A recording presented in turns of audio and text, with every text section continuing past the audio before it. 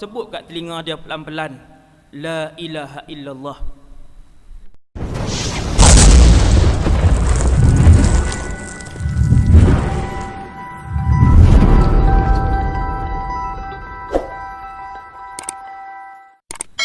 Apabila seseorang itu nazak, maka kita yang mengaji ni tuan-tuan yang mai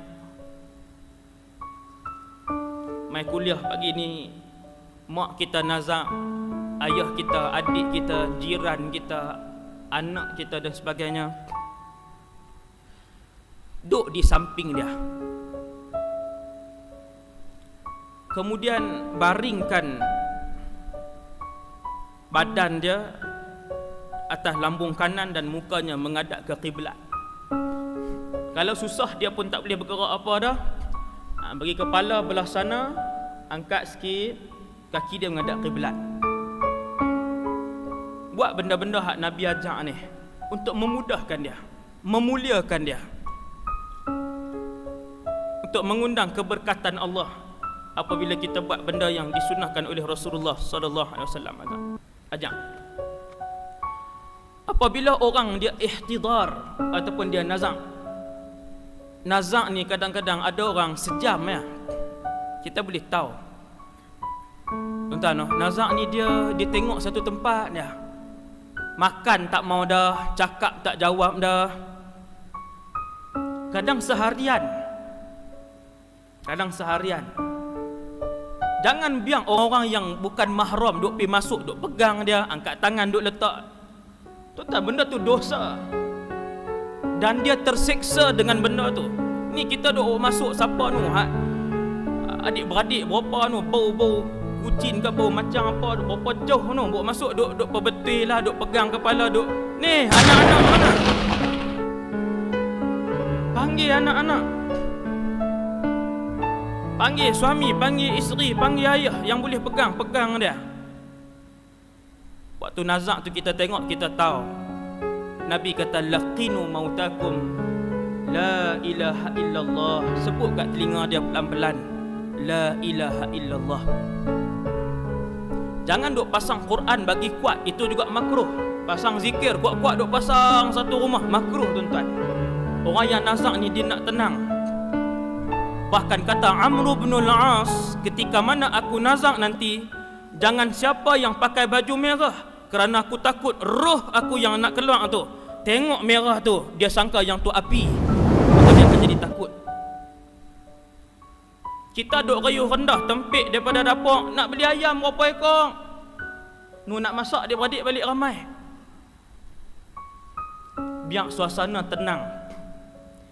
Suasana tenang. Kita tak duduk tang tu. Ni kita nak abang ni yang Nabi bagi tahu, kalau kita duduk tang tu, maka keadaan kita ialah kita duduk risau, kita duduk takut, duduk tunggu no.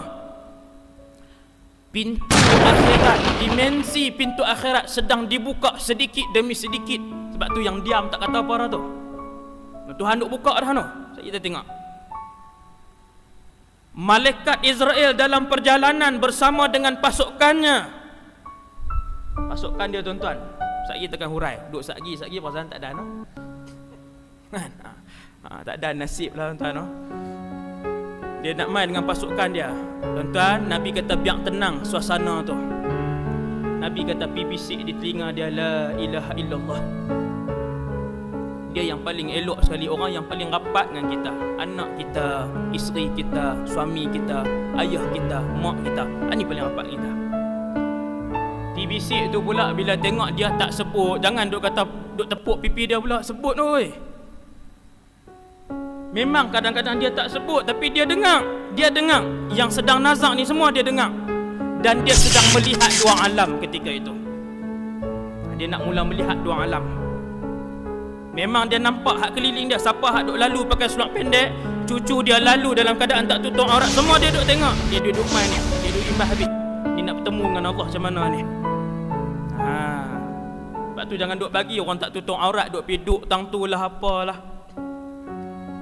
Tuan, sebut kat telinga dia, la ilaha illallah. Sesiapa yang akhir kalamnya la ilaha illallah, dakhalal jannah, maka dia ada peluang untuk masuk syurga. Dia ada peluang untuk masuk syurga selepas dimasukkan ke dalam neraka, seandainya ketika kematiannya dosanya lebih banyak daripada pahalanya. Dengan syarat akhir yang keluar daripada mulut dia, la ilaha illallah. Bisik jangan duduk bisik tiap-tiap minit. Bisik la ilaha illallah selang sat 2-3 minit. Bisik pula dengan lembut, la ilaha illallah, sebut ayah kata. Nampak tuan-tuan? Hak ni kalau anak reti.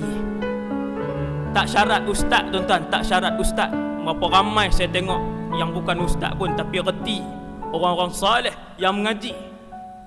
Dia pangku kepala ayah dia, kepala ibu dia, la ilaha illallah. Untung mak ayah ni. Kemudian Nabi kata, iqra'u ala mautakum yasin, baca yasin. Ada hadis noh, tak duduk bid'ah pula. Ni geng bid'ah payah agak ni. Iqra'u ala mautakum yasin, hadis riwayat Abu Daud, Ibnu Hibban, dan beliau mensahihkannya. Hadis sahih. Duk tepi dia baca yasin. Tuan-tuan, baca yasin jangan duk panggil orang tak sentuh halam mai baca. Yasin wal Quranil Hakim innaka laminal mursalin. Berapa kali dah baca? 4 kali dah baca kat Pak Long. Hak tu lagi sakit mayat. Yang baca dengan tak ada tajwid, baca tak elok, lebih menyakitkan mayat. Elok tuan-tuan, ni kita sebut pagi ni semua hak persiapan tu. Nak baca yasin, panggil budak-budak mak tahfiz pun. Kalau hak hari ni punya, jangan duk panggil hang tahun 1, tahun 2 ni. Panggil hak dah habis Quran, hak bacaan dia elok. Kita sendiri baca, anak-anak sendiri baca dengan elok, dia mendapat manfaat, dia mendapat ketenangan daripada situ. Orang yang nak sakit, nak mati ni, tak tahu kita salah seorang. Dalam masjid ni kita jadi salah seorang, boleh jadi 2 orang, 3 orang. Para ulama kata dia kena husnuzan dengan Allah Subhanahu Wa Taala. Tuan-tuan ingat tuan-tuan, saya hak duk cakap, kita bila duk nazak husnuzan dengan Allah. Husnuzan macam mana? Kita bersangka baik bahawa kita akan menghadap Allah yang Maha Pemurah lagi Maha Penyayang. Maka Allah ini akan mengampunkan dosa kita. Zan macam tu. Kita zan macam tu, berbaik sangka dengan Allah, kerana Nabi sebut ana inda husni dhanni abdi bi. Aku akan berada pada sangkaan baik hambaku kepadaku.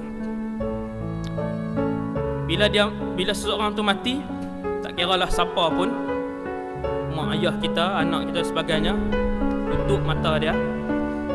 Sapu tu Nabi buat benda ni, hak saya sebut ni semua Nabi buat. Yang tu hadis Imam Muslim nombor 920. Nabi tutup kepala mata dia. Sebab orang mati dia akan terbuka mata. Nak cari orang mati tutup mata, yang tu filem dengan apa nama ni, cerita di Malaysia. Kan?